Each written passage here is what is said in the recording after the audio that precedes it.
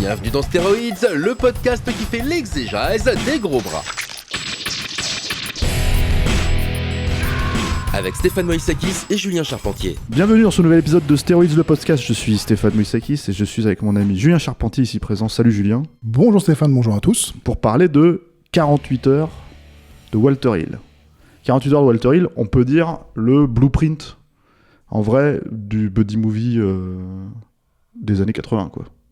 Et au-delà. Et au-delà. Mais alors, même si, objectivement, c'est pas le premier buddy movie qui ait jamais existé, quoi. Loin s'en faut. C'est probablement pas le premier buddy movie, ça je sais pas. Non, mais il y avait des films dans les années 70. Alors le premier, je sais pas exactement, mais t'avais des films dans les années 70, genre Les Anges Gardiens de Richard Rush ou des trucs comme ça. Et puis t'as Starsky Hutch à la télé. Donc voilà, quand les mecs t'expliquent que le buddy movie c'est né avec Miami Vice, t'as envie de dire non, pas tout à fait quand même, tu vois. Non, puis il a cristallisé beaucoup de choses parce que c'est presque un poisson pilote du buddy movie, c'est vrai. Mais au final, L'Arme Fatale a apporté presque autant d'ingrédients que celui-ci. Hein. Voilà. Alors, du coup, je sais que t'as pas envie de le faire, mais tu vas le faire quand même, s'il te plaît, pour nos auditeurs.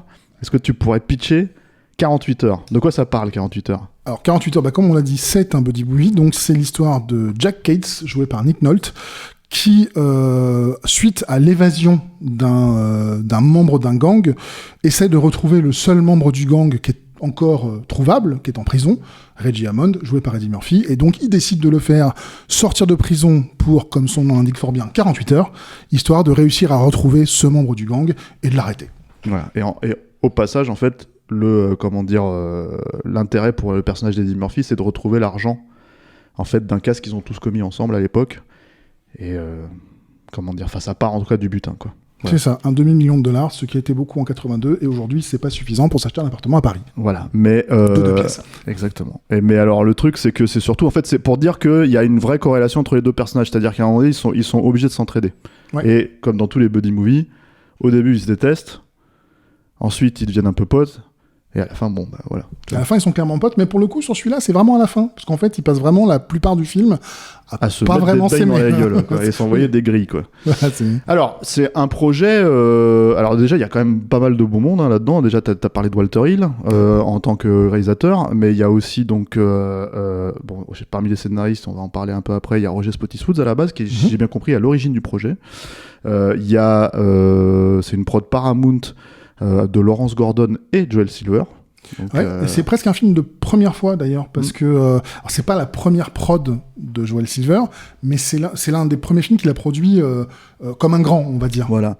Et avec également Steven de Souza au scénario, ça je sais pas si je l'ai dit. Première fois aussi. Voilà, parce que c'était surtout un scénariste de télé à ce moment-là. Et puis pour Eddie Murphy, une première vraie la starification au cinéma, puisque c'était à ce moment-là, à cette époque-là, en gros le membre du Saturday Night Live qui avait sauvé l'émission. C'est-à-dire que voilà. Et alors qu'est-ce qu'on peut dire après ? Qu'est-ce qu'on peut dire sur le film déjà en tant que soi ? C'est-à-dire pas forcément sur la fabrication, on va y revenir un peu après, mais sur son côté un peu... Parce que c'est vrai qu'aujourd'hui, quand tu le revois, et le film il a presque 40 ans, il a une gueule de classique, et en même temps il est hyper balisé finalement quand tu réfléchis. C'est pas hyper tu vois, ça se suit avec un grand plaisir. Moi j'aime beaucoup le film, je trouve ça très sympa. Je pense que les gens qui le découvrent aujourd'hui vont se dire j'ai déjà vu ce film en fait forcément fois, quoi, tu vois. Forcément tu l'as déjà vu, mais il y a plusieurs raisons à ça. La première, c'est qu'effectivement Walter Hill, c'est un réalisateur qui ne s'embarrasse pas avec des effusions. C'est un mec qui va direct au but, droit au centre, et donc il a tendance à enlever tout ce qui est en trop, tout ce qui est... il aime pas le gras, Walter Hill. Et du coup, forcément, les films qu'il fait s'en ressentent, puisque les films qu'il fait vont directement au but, vont à l'essentiel, et fondamentalement, tu vois, même si t'es pas un grand connaisseur de structure scénaristique, tu la vois, la structure scénaristique, parce que la plupart du temps, elle est limpide. Et puis ensuite, comme on l'a dit au tout début, c'est... pratiquement le poisson pilote du film de buddy movie. Donc ce qu'il a créé dans ce film, ces figures archétypales de dire il faut qu'il y ait deux personnages qui soient antagonistes, et puis comme tu me l'avais signifié un jour, ça m'avait fait pas mal marrer, on avait parlé de Hobbs & Shaw, ce grand buddy movie, et tu m'avais dit ouais mais en fait c'est ridicule, c'est tous les deux des chauves costauds. Et j'avais éclaté de rire, mais la fondation que t'as pensée, elle est tout à fait logique. C'est que si les deux mecs font la même chose, et en plus dans Hobbs & Shaw ils s'en vantent en les mettant en parallèle dans le générique, en fait si t'as 2 fois le même personnage, le body movie peut pas fonctionner puisque ça doit être des gens soit contraires, soit complémentaires. Et là c'est pour le coup, c'était l'un des premiers films qui mettait cet ingrédient-là en place. Pas le tout premier, bien entendu. Hein. Non, bien sûr. Ça peut remonter jusqu'à la chaîne, voire probablement bien avant. Et il le faisait de façon extrêmement efficace, de la même façon. C'était aussi un risque de prendre un comique dans un rôle comme ça. Ce qui était d'ailleurs pas du tout le but initial. En fait, c'était un projet Paramount qui traînait depuis pas mal d'années, sur lequel Walter Hill était associé parce qu'il a réécrit le scénario de Spottiswoode.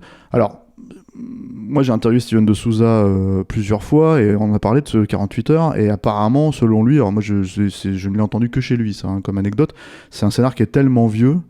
C'est-à-dire le film s'est fait en 82 mais il date de la fin des années 60, début des années 70, tellement vieux finalement qu'à la base le tout premier duo pensé à l'époque c'était Robert Mitchum et Clint Eastwood. C'est-à-dire Clint Eastwood avant l'inspecteur Harry quand même. Hein. Écoute, donc, moi j'ai entendu l'intérêt de Clint Eastwood, mais j'avais jamais entendu Robert Mitchum. Et sur Clint Eastwood, en fait, c'est dans une interview de Walter Hill que j'ai vu ça. Il a expliqué en fait que oui, Eastwood a été intéressé pendant relativement longtemps, mais que vu que justement le projet traînait dans les limbes, il a fini par choisir L'Évadé de l'Alcatraz de Don Siegel. Et quand L'Évadé de l'Alcatraz est sorti, il a eu le succès qu'on sait, il a été voir Walter Hill en lui disant écoute, je veux pas refaire un flic. Parce que j'ai fait Dirty Harry et que j'ai déjà une figure tutélaire de policier. Et en fait, je viens de faire un film où je suis le mec qui est en prison. Donc en fait, le projet m'intéresse moins qu'avant. Et a priori, ce serait pour ça qu'il n'aurait pas fait le film. D'accord. Ça aurait été une chouette rencontre quand même. Tu m'étonnes. Walter Hill et Clint Eastwood. Mais du coup, ce qui est intéressant, c'est que du coup, Walter Hill s'est dit je vais choisir un antagoniste. Et il voulait Richard Pryor. Et il a demandé à Richard Pryor s'il voulait faire le film, et Richard Pryor a dit non, ça l'intéressait pas, il a préféré faire un film qui est sorti en plus à la même époque, en 82, que 48 heures, qui est le The Toy, le remake du jouet. Oui, le remake du jouet de Pierre Richard. De Pierre Richard, ouais. Et donc, du coup, il était un peu abattu. Avec Pierre Richard. Avec Pierre Richard, pardon. Et il était un peu abattu, il savait pas exactement qui prendre pour faire le film, mais en fait, celle qu'il était en train de draguer à l'époque, qui s'appelle, alors je suis désolé, je vais regarder mes notes parce que j'ai un peu oublié son nom, Hildy Gottlieb. Hildy Gottlieb, c'était sa copine, et c'était, qui est devenue sa femme, et qui est encore sa femme, miracle à Hollywood, ils sont mariés depuis plus de 40 ans. C'est le no bullshit Walter Hill. Voilà, c'est le no bullshit Walter Hill. En fait, elle était agente, et elle était l'agente d'Eddie Murphy. Elle lui dit, écoute, regarde le Saturday Night Live avec moi, ce mec, il est vraiment drôle, il a vraiment quelque chose, il a l'étoffe d'une star. Et Walter Hill l'a regardé, et il a fait, ok, banco, on essaye. Alors, c'est un des trucs, en fait, qui est assez, je pense, c'est le succès du film, il est dû beaucoup, à mon avis, à la starification d'Eddie Murphy à cette époque-là, parce que c'est pas... Alors, on a dit c'est un blueprint en fait c'est vraiment un plan tu vois, détaillé de comment faire un buddy movie, mais il y a aussi cette façon de traiter Eddie Murphy qui est quelqu'un qui improvise beaucoup. Oui. Donc il y a des scènes dans le film et je pense que c'est assez évident que par exemple la première fois qu'on voit Eddie Murphy, qui est en plus presque un personnage secondaire, hein, quand tu suis vraiment l'intrigue, il arrive au bout de 20-25 minutes, le film fait 1h30, ça c'est pas non plus voilà quoi. Et le premier truc qu'il fait, c'est qu'il est en train de chanter mais comme une chèvre, tu vois, Roxanne de Police quoi, de Sting, et la scène elle est hilarante. Et tu connais l'anecdote derrière ça? Non, vas-y. En fait, Walter Hill tourne la scène, donc on va dire un jeudi, hein, j'en sais rien, le jour, et puis arrive au soir, il fait je suis pas content, cette scène fonctionne pas, bon écoutez les gars, il est 16h, on remballe, on verra demain quoi, parce que là j'y arrive pas, j'ai besoin de dormir sur la scène. Il y va, il se couche, machin, et puis il revient le lendemain pour le tournage, et c'est Murphy qui vient le voir effectivement et qui lui dit j'ai une idée. Sauf que ce jour-là, il y avait un exécutif sur le plateau.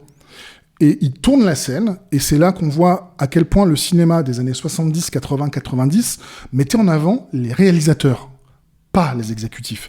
C'était pas des financiers qui avaient le pouvoir. Pourquoi? Parce que ils font la scène, et il se met à chanter à Roxanne tue-tête, et Walter Hill, il trouve ça mortel, il fait « c'est dans la boîte ». Et l'exécutif, il vient le voir, il fait mais t'es gentil Walter, mais on n'a pas les droits de la chanson, tu peux pas faire ça, donc tu vas couvrir, tu vas faire une scène sans Roxanne. Et Walter Hill le regarde et lui fait, tu sais quoi, fais ton boulot d'exécutif, toi tu vas chercher les droits, moi je m'occupe de mon taf de réal, et on va la garder, on va pas se couvrir. C'est génial comme truc. Ouais, en plus c'est vrai que j'en avais entendu parler de ce truc, c'est vrai. Mais alors et donc t'as déjà une présentation de personnage comme ça où tu te dis ok bon bah lui en gros c'est le fouteur de merde, tu vois, ça fonctionne très très bien. Ce qu'il était d'ailleurs en fait dans la logique du Saturday Night Live, hein, c'est-à-dire que vraiment à un moment donné où là maintenant le Saturday Night Live c'est une institution, ça fait presque 45-50 ans que ça existe, quoi. À l'époque, en fait, il n'était pas forcément question que ça reste. Et le truc avec Eddie Murphy, c'est que c'est lui qui a pris le truc à bras-le-corps, qui est devenu la superstar, en fait, du show, et qui l'a complètement sauvé.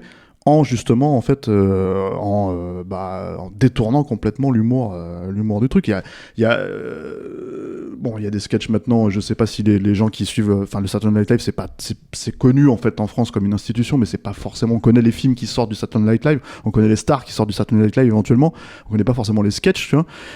Surtout qu'à l'époque où ces sketchs sont sortis, c'était un programme télé diffusé de façon hebdomadaire auquel on n'avait absolument pas accès en France. Sauf si t'avais un cousin qui t'envoyait des cassettes. Le fameux cousin des States. Ouais, qui t'envoyait des cassettes. Non, mais c'est vrai que des fois, il y a des gens, les Alain Chabat, les mecs comme ça, c'est ce qu'ils faisaient. En fait, on leur enregistrait des cassettes. Ils avaient des potes qui leur enregistraient des cassettes aux États-Unis, qui leur envoyaient. C'est comme ça d'ailleurs qu'ils ont repris beaucoup de cet humour-là, en fait, pour le faire à la sauce française, quoi. Mais c'est important, en fait, de pointer que le fait que Eddie Murphy soit noir, en fait, a une incidence importante dans l'humour du Saturday Night Live à ce moment-là, et donc par extension dans l'humour aussi de 48 heures, parce que tu te retrouves avec des séquences où toute l'idée c'est de dire bon bah voilà, en fait t'as Nick Nolte qui dit à Eddie Murphy tu vas aller dans ce bar, tu vas prendre mon insigne, tu vois. Dans le bar redneck, tu veux dire? Ouais, mais sauf qu'on sait pas que c'est un bar redneck au moment où ils sont en train de faire le truc, quoi. Il dit tu vas prendre mon insigne et tu vas. Alors le mec il se dit putain c'est cool, tu vois. Je vais pouvoir tu sais, je vais pouvoir jouer le flic alors quand je suis un voyou, quoi, tu vois. Et dans un bar tu vois où il s'attendait pas à ce que ce soit justement un bar redneck, et là il rentre, c'est un bar redneck avec carrément le drapeau des confédérés, hein, tu vois, enfin voilà. Et là en fait il se démonte pas, il fout juste le bordel, quoi, tu vois. Et alors apparemment ça c'est une idée, l'idée d'inverser le bar en fait, justement parce que c'est apparemment dans la première version de Walter Hill c'était un bar avec des noirs, quoi. Là c'est un bar de redneck. C'est une idée de Steven de Souza, donc qui est finalement resté. Parce que mine de rien, je crois qu'il est crédité, hein, Steven de Souza, si je dis pas de Oui, il y a Spotify de Souza, et je crois qu'il y a Hill aussi. Mais... Walter Hill et un autre scénariste dont on va retrouver le nom après, mais en fait, qui est celui qu'il a réécrit avec Walter Hill. Donc on peut signifier que c'est quand même Walter Hill qui a beaucoup infusé le sens du film, quoi, dans cette version-là. Et le truc, c'est que Steven de Souza, en fait, il a été apporté par le studio. Donc à la base, le studio voulait que le film soit un peu plus comique. Que ce qui était sur le papier en fait avec Walter Hill, et apparemment Walter Hill ne voulait pas forcément ça, même si bon à la fin les scènes elles sont quand même tournées, c'est ça qui est étonnant, et ça c'est ce que raconte Steven Souza quand je l'ai interviewé. Marrant. Il disait en gros il faut qu'on fasse un mélange action, humour, et Walter Hill fait ok, vous proposez quoi? On a ce jeune scénariste qui débute, qui s'appelle Steven de Souza, qui est quand même déjà confirmé, qui a pas mal de choses. Ça c'est Steven de Souza qui raconte. Et et Walter Hill dit ok, t'as fait quoi en fait, Steven de Souza, qu'est-ce que j'ai pu voir? Et comme c'était son premier film, le mec disait moi c'est surtout de la télé et tout. Et là il regarde les exécutifs qui étaient Katzenberg et Michael Eisner, tu vois, qui étaient à la tête de la Paramount à l'époque. Et il leur fait vous m'avez ramené un scénariste de télé là pour réécrire mon scénario. Et les mecs oui mais tu sais il a du talent et tout, et en fait apparemment pourquoi est-ce qu'on pourrait, enfin les mecs lui expliquent, ils disent pourquoi on pourrait pas faire un mélange d'humour, et là ils pointent apparemment un des posters qu'ils avaient dans leur bureau, un poster avec Richard Pryor d'un film qui en anglais s'appelle Stir Crazy, et c'est un poster assez connu aux États-Unis parce que c'était un carton énorme, hein, ce film là où il est déguisé en poussin géant. Ouais, ok. Voilà. Et en français, ça s'appelle Faut se faire la malle. C'est un film avec Gene Wilder et Richard Pryor, qui est plutôt rigolo, hein, ceci étant dit. Mais c'est vraiment pas du Walter Hill, quoi.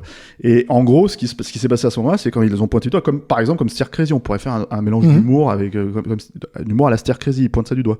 Et là, Walter Hill s'est levé, s'est barré, a claqué la porte, mais tellement fort que le poster s'est cassé la gueule, selon Steven de Souza.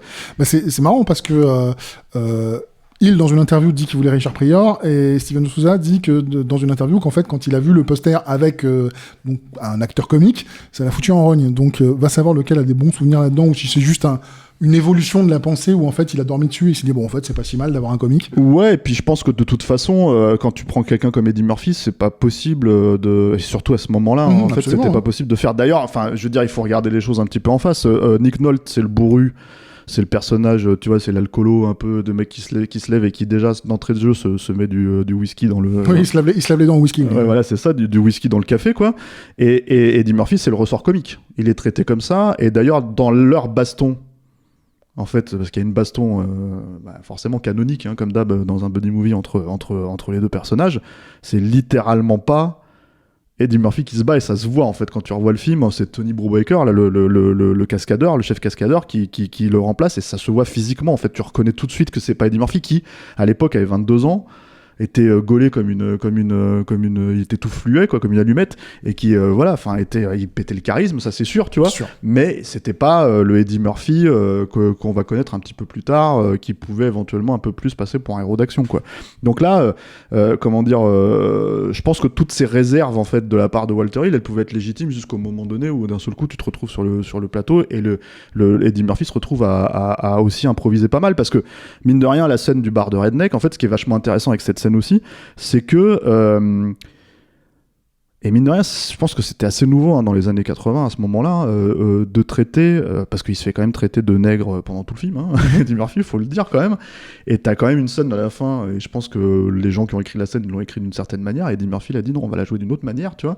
T'as quand même la scène de comment il s'appelle, de Nick Nolte, j'allais dire Walter Hill, lapsus, tu vois, de Nick Nolte qui lui dit je suis désolé de t'avoir traité de nègre, et il lui fait ouais bah c'est pas une excuse. Ouais, ça excuse pas tu tout. vois, ça excuse pas tout quoi. Et en fait le truc si tu veux c'est que ça c'est sûr en fait que ça vient d'Eddie Murphy, ça c'est sûr que c'est lui qui en gros a traité tout ce truc là. Et d'ailleurs tu revois même les films qui sont sortis après où il avait encore, c'est-à-dire il avait pas encore jusqu'au, on va dire, au flic de Beverly Hills, qu'il a été le carton atomique en fait dans la carrière d'Eddie Murphy, qui a changé sa carrière totalement quoi.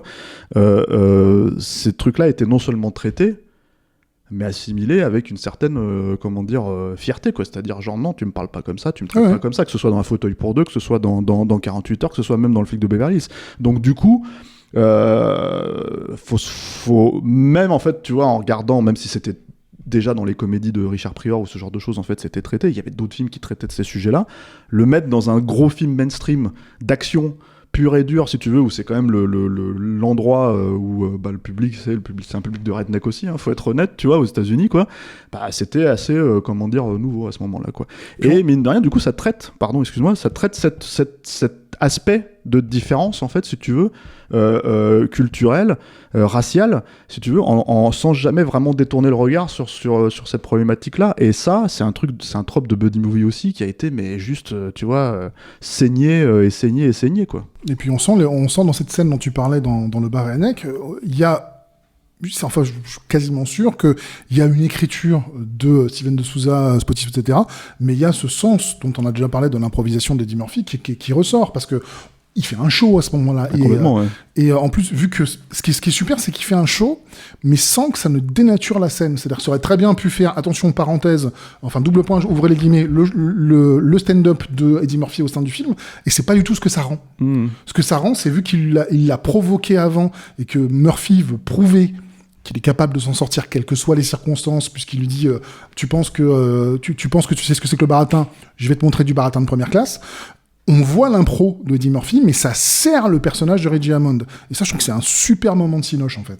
Oh, c'est clair. Et puis en fait, de toute façon, il y a pas mal de petits moments comme ça qui sont très, parce que c'est quand même, c'est du Walter Hill, c'est quand même un film assez macho, ça, faut être assez clair là-dessus, tu vois, ça a toujours été un peu comme ça. Il a toujours fait un cinéma de western, en fait, tu vois, entre le macho et le bourrin d'un cinéma western. C'est ça, de western, de très direct, comme tu dis, avec, moi je trouve, en fait, ce que j'aime bien chez Walter Hill, c'est souvent, en fait, c'est l'une des qualités et peut-être l'une des problématiques du filmage de Walter Hill, c'est cette notion que si t'as pas un monteur derrière pour bien dynamiser ça, tu vois, tout de suite ça peut être assez mou en fait, hein. Walter Hill, il y a des films dans les années 90, c'était un peu plus dans cette veine là quoi, des trucs comme Wild Bill ou tu vois. Bah pareil, j'ai vu une interview relativement intéressante où il explique que au niveau du tournage, il a énormément utilisé du téléobjectif et des longues focales parce qu'il disait je voulais avoir un côté un peu, je voulais sortir de la réalité et montrer que 48 heures c'est un univers fantasmé. Et en fait, quand tu vois le film, oui, c'est vrai qu'il y a plein de téléobjectifs, c'est vrai que, vu qu'il utilise des longues focales, t'as les arrière-plans qui sont fous, il y a du bokeh de tous les côtés, mais en même temps, chasser le naturel, il revient au galop, ça reste quand même un film qui est brut de brut. Alors que le mec essaie de faire un effort de forme, au final, c'est un film qui s'embarrasse pas avec des fioritures. On va dire l'effort de forme, c'est aussi, tu vois, il y a des petits trucs en fait. Alors, c'est clairement un film à mi-chemin entre les années 70 et les années 80 hein, dans la façon d'être fait quoi. Et notamment, par exemple les néons les néons de Chinatown à la fin. Bon là, ils ressortent assez et c'est très très iconique quoi. Tu vois, ça fonctionne. Tu dis ok là, c'est les années 80 à fond la caisse, tu vois. Ce qui est pas forcément le cas de la scène d'ouverture. Tu vois, quand les mecs ils sont en train de pilonner la terre là, tu vois, les comment t'appelles ça, les bagnards là, tu vois, et que d'un seul coup t'as une scène d'action très Peckinpah, tu vois, où les mecs se font fumer au ralenti, tu vois, avec 2 coups de feu, les flics qui dégagent. Moi j'adore ce plan qui est encore une fois un plan hyper connu, hyper classique, mais qui fonctionne tellement, moi je trouve, tu vois, qui est cliché hein, même, hein, c'est la vue des mecs dans les Ray-Ban, tu vois, du comment t'appelles ça, du gardien de prison, quoi, tu vois, et qui est génial, quoi, tu vois. Enfin, donc c'est des clichés, c'est tout un tas de trucs comme ça, mais en même temps c'est quelqu'un qui croit en ça, il croit en fait dans cette imagerie en fait. Et il y a une anecdote d'ailleurs sur cette séquence de tournage, donc toute la séquence de la prison, c'est que la personne qui vient aider James Remar, donc qui joue le bad guy, à s'échapper, c'est Sonny Landham. Ouais. Et Sonny Landham, il avait déjà joué sur Son Retour, sauf que Sonny Landham, ça a toujours été un gars un peu problématique dans la mesure où il aimait bien l'alcool et puis c'était un type qui avait aucun problème à faire des bagarres de bar. Conclusion, sur Son Retour, il s'était battu avec la moitié de la Louisiane et les exécutifs ont dit écoute Walter, si tu pouvais pas le reprendre, celui-là ça nous arrangerait quoi, parce qu'on aimerait bien éviter les ennuis et Walter il a fait non mais c'est bon, je le gère, etc. Et premier jour de tournage de la scène de la prison, ils sont en train de faire le setup, tout est en place, ils sont prêts à direction, sauf que Sonny Landham il est pas là. D'accord. Donc le prod du film va voir Walter Hill et lui fait mais tu peux tourner des trucs sans Sonny tant qu'il arrive là parce qu'on sait pas où il est et il répond vous êtes gentil mais c'est une baston entre lui et Remar donc ça va être compliqué, enfin je peux faire quelques plans avec le cascadeur avec la doublure quoi, mais j'ai besoin de lui. Et puis Landham arrive aux alentours de midi, l'air un peu penaud et parce qu'en fait il était bourré, il a été dans une bagarre de bar et il s'est retrouvé, il a passé la nuit en garde à vue quoi. Et là où c'est fort et c'est là où tu reconnais le no bullshit de Walter Hill, c'est que Walter Hill donc on rappelle c'est un mec qui doit faire, s'il fait 1m70 c'est son maximum, Sonny Landham il fait 1m90, il t'en met une, il t'arrache la tête et Walter Hill lui fait toi tu viens avec moi. Et ils vont discuter tous les deux au bord d'une rivière et il fait je suis désolé. Landham fait je suis désolé, je suis innocent, je sais pas ce qui s'est passé, je suis innocent. Et il lui fait arrête de dire que t'es innocent, tu me saoules. Et il fait non mais je suis innocent. Et du coup Walter Hill énervé, il attrape des cailloux, il les jette sur Landham en disant ça suffit avec ton innocence. Et si tu regardes la scène effectivement c'est un gros moment de testostérone, mais c'est aussi Walter Hill a compris comment il fallait traiter Landham pour qu'il soit le bon acteur au bon moment. Parce que suite à cette engueulade-là, Landham, a priori, sur le tournage, il n'y a plus de problème. Ouais. Bon, après, c'est vrai que Landham, c'est pas... Mais ça, c'est un des trucs aussi, c'est que quand tu fais des films comme ça, Landham, c'est pas le meilleur acteur au monde, faut être honnête, tu vois. Il nous a quittés... il y a quelques années maintenant, 3-4 ans, quoi. Mais t'as pas mal, tu vois. James Remar, moi, c'est un mec que j'aime bien. Mais c'est pareil, il faut savoir l'utiliser aussi, parce qu'il a quand même une gueule un peu patibulaire, tu vois. C'est aussi un mec qui a des problèmes de comment dire, on sait qu'il devait être dans Aliens. Mm-hmm. Il s'est fait gicler parce qu'il avait des problèmes d'addiction et tout. Donc, mais après, c'est un peu normal d'aller chercher des mecs comme ça, en fait, pour ce genre de film, parce que si tu veux avoir un peu de cachet, on va dire, et t'as l'impression que ça soit vraiment des mecs dangereux ou des trucs comme ça, tu vois. C'est pas, tu vois... Vu son cinéma, il y a une logique de festival de gueule. Alors pour dans ce film-là, effectivement, on est servi parce que Nick Nolte c'est une gueule, Remar c'est une gueule, et même si c'est le plus beau gosse du truc, parce qu'en fait, fondamentalement, parce que même si c'est pas le Nick Nolte d'aujourd'hui, tu vois, on va dire. Moi, je te dirais que le plus beau gosse c'est Eddie Murphy. Non mais les deux, tu vois. Mais ce que je veux dire, c'est que. Et puis il y a dans un tout petit rôle, mais il y a Brian James qui était un super... avec une choucroute sur la tête. Ouais, mais c'était une de ses gueules du Cinoche, c'est Léon dans Blade Runner, si vous en souvenez pas, et c'est Requin dans Tango et Cash. Je cite les classiques. Ouais. Notre ami gueule de con. Notre ami gueule de con, celui-là, on peut pas faire de fait, c'est un gueule de con. Ouais.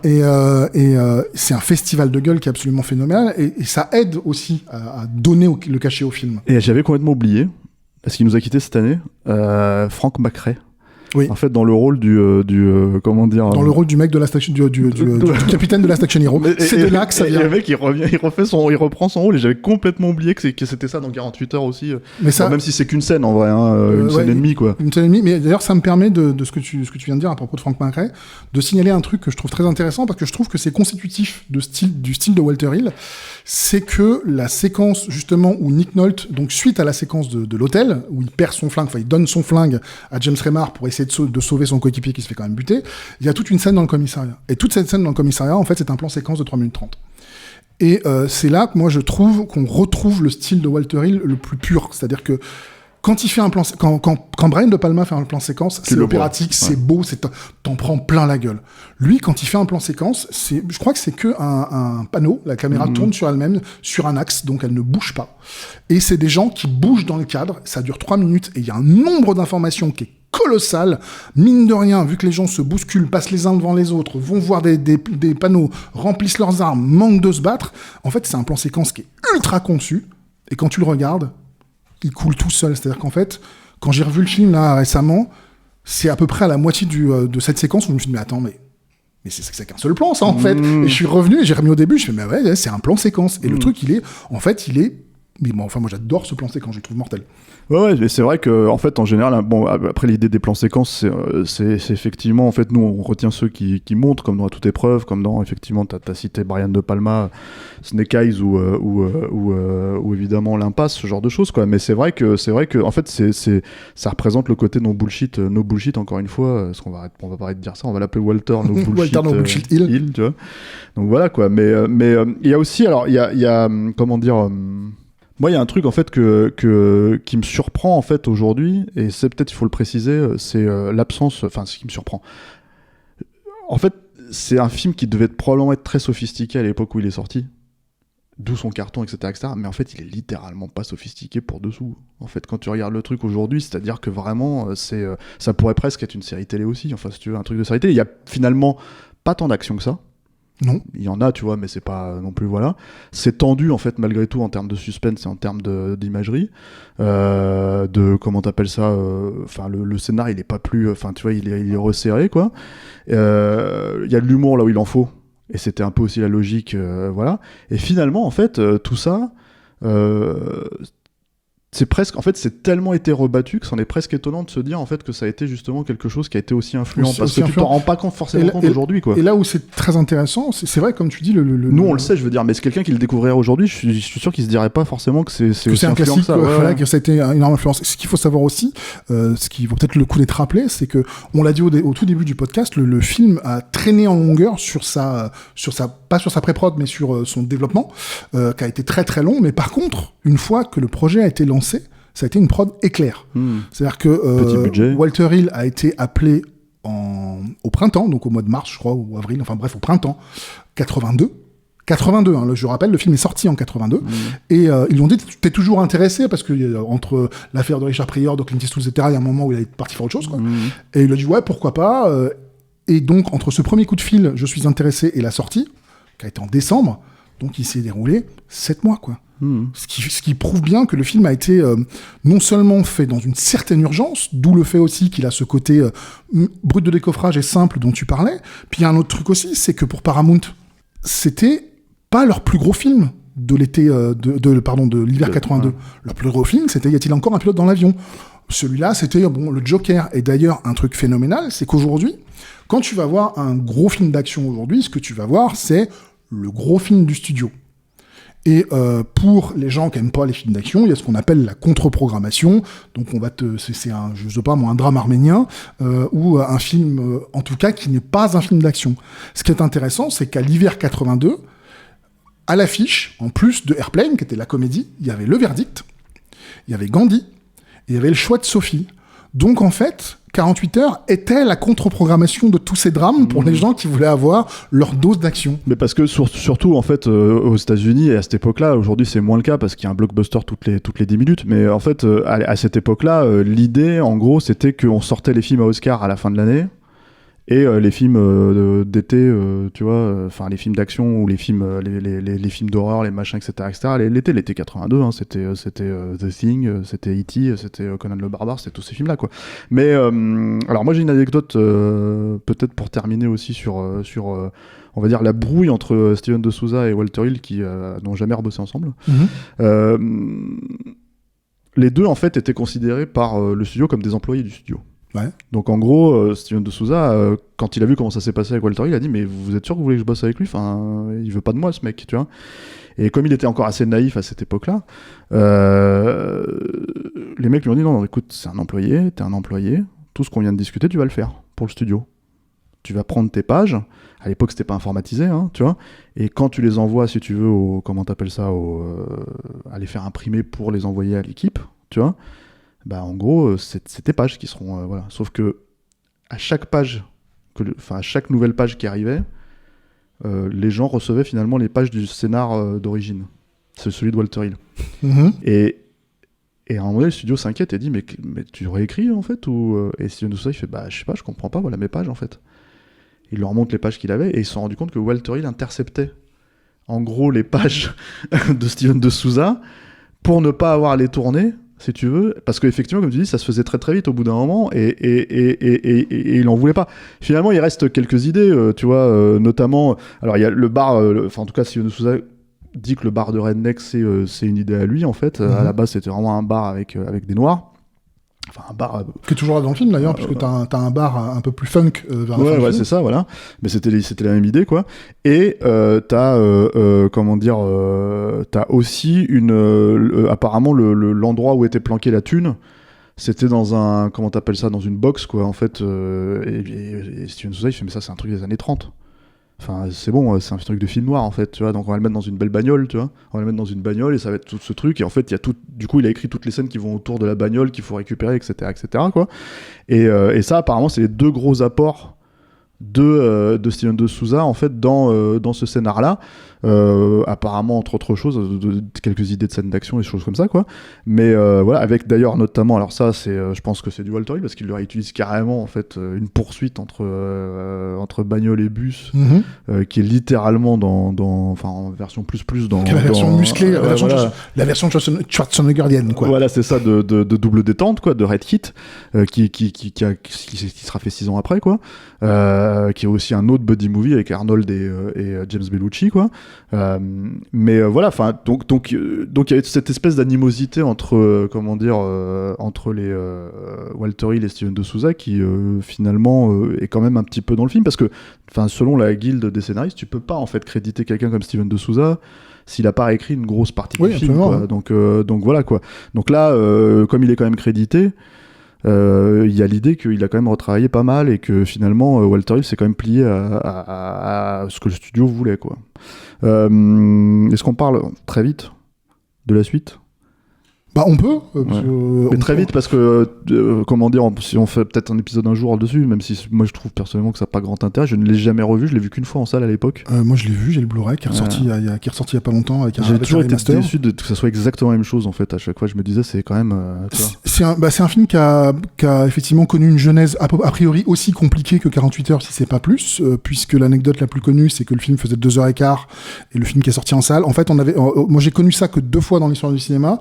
C'est Avengers, pas le Marvel, le Chapeau melon et bottes de cuir en 98 et 48 heures de plus, donc en 90 je crois, où en fait les films ont été coupés de 45 minutes mais littéralement 2 semaines avant leur sortie. Et donc du coup forcément les films ont du mal à avoir une histoire qui se tient, mais on a quand même un film avec 48 heures de plus, on a une équipe qui revient, on a des acteurs qui reviennent, on a même on reprend la séquence de Roxane, pas tant, je pense, par manque d'inspiration, mais que pour dire, en fait, le personnage qui devait sortir au bout de 3 mois n'est pas sorti et donc n'a pas évolué et il a repris ses habitudes de tolard. Donc moi, je trouve que c'est une suite qui a plein de choses intéressantes. Notamment son utilisation une fois de plus des seconds rôles. J'en dirai pas plus pour ceux qui l'ont pas vu parce que c'est un film mine de rien moins connu qu'eux. Mais dans son utilisation des seconds rôles, il fait un truc que je trouve assez malin pour identifier le bad guy du film. D'accord. Bon, alors 48 heures de plus, c'est sûr que c'est un film qui est surtout beaucoup moins apprécié. qui a laissé finalement beaucoup moins une trace. Peu de traces parce que y en avait parce qu'en tellement. fait il arrive aussi 8 ans après, c'est-à-dire que c'est quand même 7 ans et demi après, c'était un peu compliqué je pense de réinventer le truc, et c'est vrai que pour le coup on aimerait, il y avait toute une intrigue secondaire qui a complètement disparu du film, et je pense qu'on la verra jamais, hein, je pense que c'est perdu, mais Sans doute. il y a peu de chances qu'il y ait un Walter Scott, tu vois. Déjà, notre ami Walter, il doit avoir pas loin de 80 balais maintenant. Ouais, tout à fait. Mais il continue à tourner. Hein, il continue à tourner. Mais c'est comme tous ces gars-là qui sont bruts de décoffrage. T'as l'impression qu'ils vont mourir sur un plateau. Quoi. Ouais. Ils aiment vraiment ça. Ouais. Et voilà. Bon bah du coup on conseille. Ah bah je conseille 48. En fait, de toute façon, globalement, je conseille à peu près tous les films de Walter Hill en ce qui me concerne. Ah ouais, il y a quand même une tout partie dans les années 90 qui était un peu compliquée quand même. Hein. Certes. Bon, les Geronimo, alors il faudrait que je les revoie, les Geronimo, les Wild Bill, tout ça, je me rappelle que c'était quand même un petit peu plus... Ouais, c'est vrai que c'est un de ces réalisateurs un peu brut de décoffrage qui a toujours dit j'ai envie de faire du western, mais contrairement à Carpenter qui a jamais réussi, lui il en a fait, puis il en a fait plusieurs. Ouais. Mais dont des chouettes, hein, le gang des frères James, bon, qui est pour le coup avant 48 heures, c'est plutôt très chouette. Plutôt cool. Non mais il a des super films, mais c'est vrai que bon, tu vois, les Geronimo, les Wild Bill, moi, il faudrait peut-être que je les revoie pour me refaire une idée, comme 48 heures de plus d'ailleurs, peut-être qu'on en parlera à ce moment-là. Quoi. Écoute, si t'as besoin d'en reparler, je suis là. On en reparlera alors. Merci Julien. Merci à toi, merci Alain, merci à tous. Merci Alain à la technique, merci à nos auditeurs qui nous suivent. Pour nous écouter, bon bah c'est les agrégateurs de podcasts habituels, hein. On est sur Spotify, on est sur Acast, on est sur YouTube aussi, hein, même si c'est à la base plus pour le format vidéo normalement. Et puis nous on se retrouvera pour un autre film, hein, Julien. Un Absolument. film plutôt sympathique aussi, quoi. Voilà. Merci à tous.